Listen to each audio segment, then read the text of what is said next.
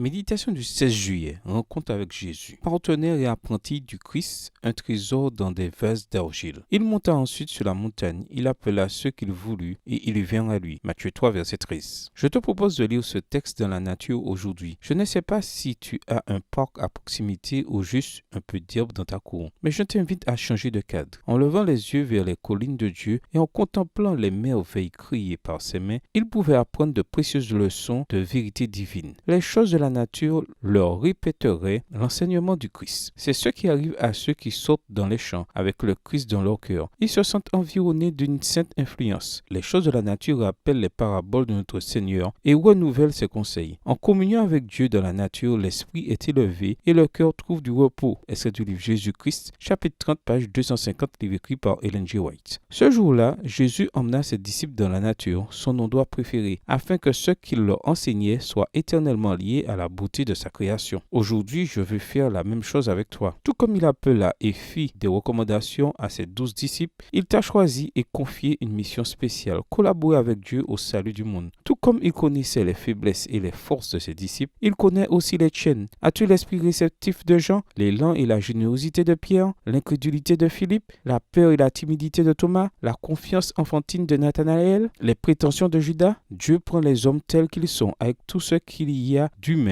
dans leur caractère, et il les façonne pour son service, pourvu qu'ils se soumettent à sa discipline et soient dociles à ses enseignements. Ils ne sont pas choisis parce qu'ils sont parfaits, mais malgré leur imperfection, afin que, par la connaissance et la mise en pratique de la vérité, et par la grâce du Christ, ils soient transformés à son image. Extrait toujours du livre Jésus-Christ, page 253, livre écrit par Ellen G. White. Les disciples furent réunis, chacun à ses caractéristiques, pour former la famille de Dieu. Ils devaient apprendre les uns des autres au milieu des épreuves et des divergences d'opinion. Mais tant que Jésus était dans leur cœur, tant qu'il était le centre, ils s'approchaient les uns des autres en s'approchant du centre. C'est ce que l'amour de Dieu produisait en eux. C'est ce qu'il peut accomplir en toi encore aujourd'hui. Il t'appelle. Iras-tu le voir? Bonne journée à toi et que le Seigneur te bénisse.